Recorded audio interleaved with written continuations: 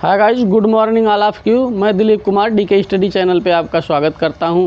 जैसा कि class 10th की फिजिक्स हम लोग स्टार्ट किए थे, चैप्टर नंबर 1 प्रकाश का परावर्तन तथा अपवर्तन। इसमें कुछ टॉपिक हो गई है, उसके आगे हम लोग पढ़े थे। जैसे लास्ट टॉपिक मुख्य फोकस तक पढ़ चुके थे। उसके आगे चर्चा करेंगे कुछ किरणों का दर्पण से आगमन।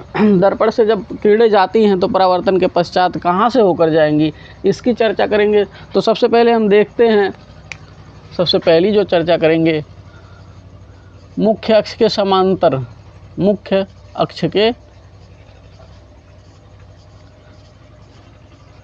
समांतर, मुख्य अक्ष के समांतर आने वाली प्रकाश की किरणें, आने वाली प्रकाश की किरणें, प्रकाश की किरणें दर्पण से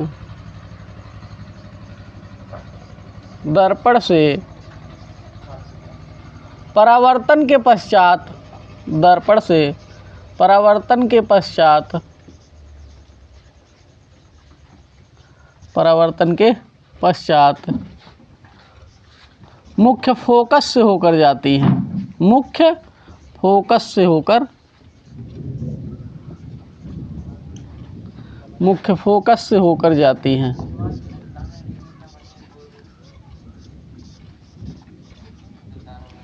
मुख्य अक्ष के समांतर आने वाली प्रकाश की किरणें दर्पण से परावर्तन के पश्चात मुख्य फोकस से होकर गुजरती हैं। ये है दर्पण, अवतल दर्पण। कौन सा? ये अवतल दर्पण। ये इसका मेन एक्सिस, मुख्य अक्ष, ये ध्रुव है। ये इसका वक्रता केंद्र है। ये इसका मुख्य फोकस है। अब ये किरणें मुख्य अक्ष के समांतर आ रही हैं, तो मुख्य अक्ष के समांतर आने वाली प्रकाश की किरणें दर्पण से परावर्तन के पश्चात मुख्य फोकस से होकर जाती है। कहाँ से होकर जाती है? मुख्य फोकस से, मेन एक्सिस से। तो ये है दर्पण से परावर्तन के पश्चात कहाँ से होकर जा रही? मुख्य फोकस से। ये फर्स्ट केस है। केस नंबर 2 देखते हैं। मुख्य फोकस से होकर जाने वाली प्रकाश की किरणें, मुख्य फोकस से होकर आने वाली प्रकाश की किरणें, आने वाली प्रकाश की किरणें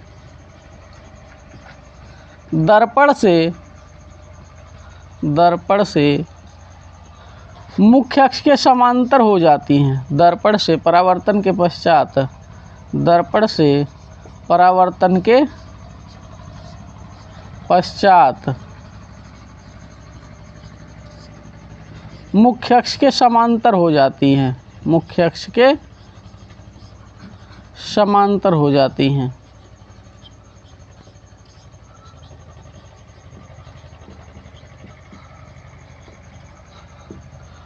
पहली किरण मुख्य अक्ष के समांतर आ रही थी, किरण दूसरी जो है ये मुख्य फोकस से होकर आ रही। कहाँ से होकर आ रही है? मुख्य फोकस से। ये अपने पास दर्पण है, अवतल दर्पण, जैसा कि आप जान रहे हैं। दर्पण दो प्रकार का, गोलीय दर्पण और समतल दर्पण। गोलीय दर्पण दो प्रकार का। ये ध्रुव है, ये वक्रता केंद्र है, ये मुख्य फोकस है। ये मुख्य फोकस है। अब ये मुख्य फोकस से होकर आ रही है प्रकाश की किरणें, ये है। और ये दर्पण से परावर्तन के पश्चात कैसे हो जाएगी? मुख्य अक्ष के समांतर हो जाएगी। ये केस नंबर 2 है। पहला तो हम लोग देखे हैं मुख्य अक्ष के समांतर आने वाली प्रकाश की किरणें। दूसरा है मुख्य फोकस से होकर आने वाली प्रकाश की किरणें। मुख्य फोकस से होकर आने वाली प्रकाश की किरणें दर्पण से परावर्तन के पश्चात मुख्य अक्ष के समांतर हो जाती हैं। किरण नंबर 3 देखेंगे हम लोग। तीसरी किरण कहाँ से आएगी? वक्रता केंद्र से। कहाँ से होकर आएगी? वक्रता केंद्र से। हम लोग अब देखते हैं वक्रता केंद्र से होकर आने वाली प्रकाश की किरणें, वक्रता केंद्र से, वक्रता केंद्र से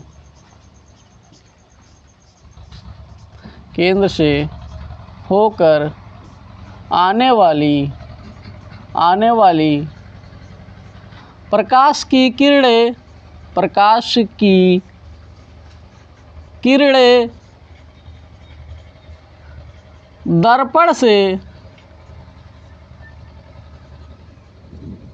परावर्तन के पश्चात, दर्पण से परावर्तन के पश्चात, परावर्तन के पश्चात अपने ही मार्ग में, अपने ही मार्ग में या पुनः वापस चली जाती है, पुनः वापस चली जाती है।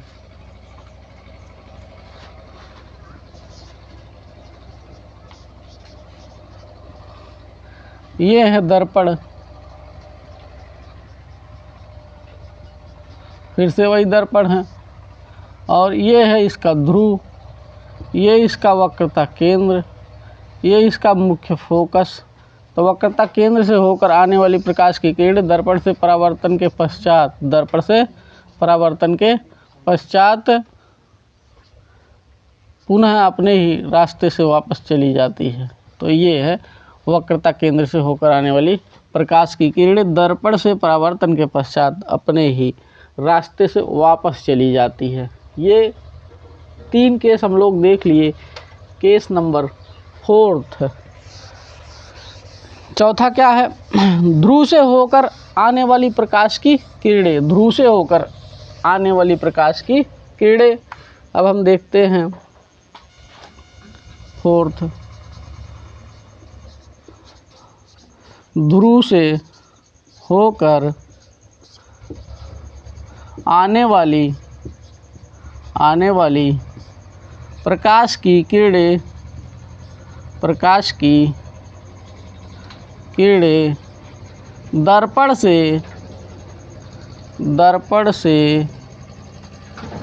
परावर्तन के पश्चात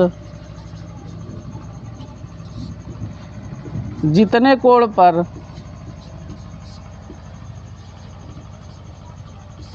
आगमन होता है, जितने कोण पर आगमन होता है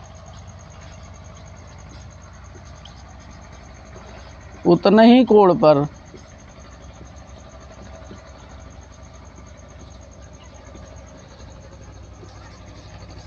वापस चली जाती है। क्या होता है? वापस चली जाती है। ये है अपने पास दर्पण, फिर से वही दर्पण, कौन सा? जिसका परावर्तक सतह दबा या धंसा हुआ होता है, जिसका परावर्तक सतह दबा या धंसा हुआ होता है। ये है मुख्य फोकस। और हम देख रहे हैं कि जो केस नंबर 4 है, ये किरणें कहाँ से आ रही हैं? ध्रुव से होकर आ रही हैं। कहाँ से होकर आ रही हैं? ध्रुव से। ये है ध्रुव से।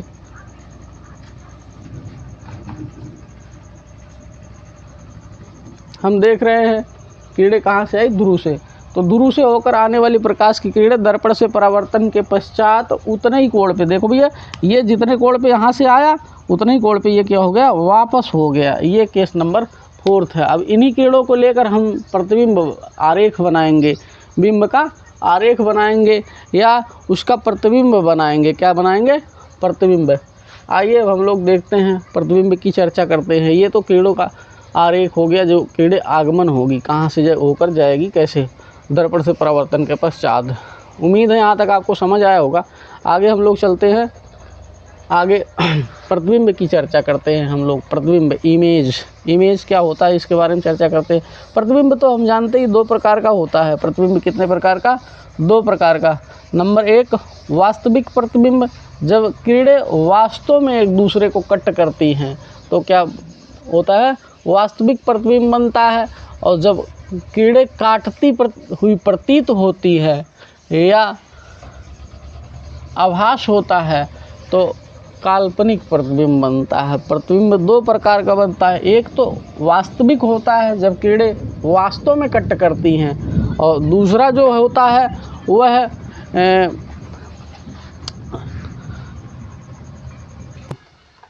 हाँ गाइस, जैसा कि हम लोग देख चुके हैं यहाँ तक कीड़ों का आगमन यहाँ तक पढ़ चुके हैं। अब इसके आगे हम लोग अगले वीडियो में देखेंगे। वीडियो लॉन्ग होने से आपको देखने में असुविधा होगी, तो इसलिए हम यही वीडियो को रखते हैं। और अगर आपको समझ आ रहा होगा तो लाइक, शेयर, सब्सक्राइब, कमेंट ज़रूर करें, जिससे आगे वीडियो बनाने के लिए हमें प्रोत्साहन मिलेगा। धन्यवाद।